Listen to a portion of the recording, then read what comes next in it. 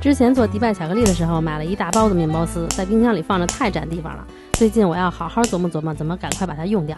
今天先做一个迪拜巧克力塔，做起来很简单，也超级好吃。家里还有面包丝的小伙伴们也试试看吧。塔皮可以用那种现烤的甜派皮，也可以用饼干底。今天我用的是饼干底，把消化饼干敲碎，然后倒入融化的黄油，拌匀。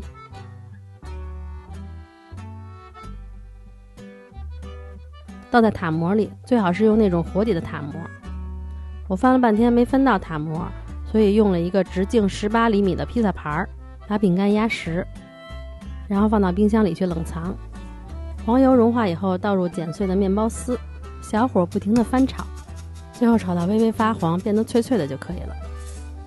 然后把炒好的面包丝倒在盆里，趁热加入开心果酱，拌匀，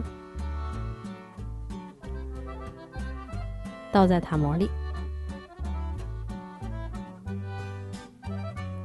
给它抹平，放在一旁。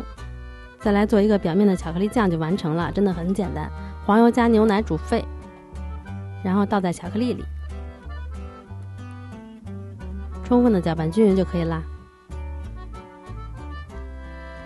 然后把巧克力酱倒在上边，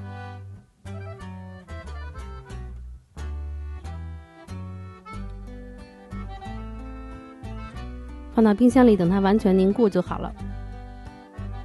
表面可以放一些开心果碎装饰，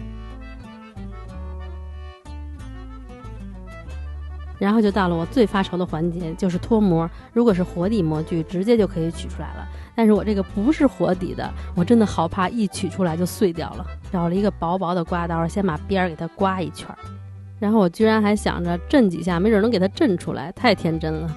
结果把表面的开心果给弄乱了。还好，祖师爷保佑，我完整的给它拿出来了。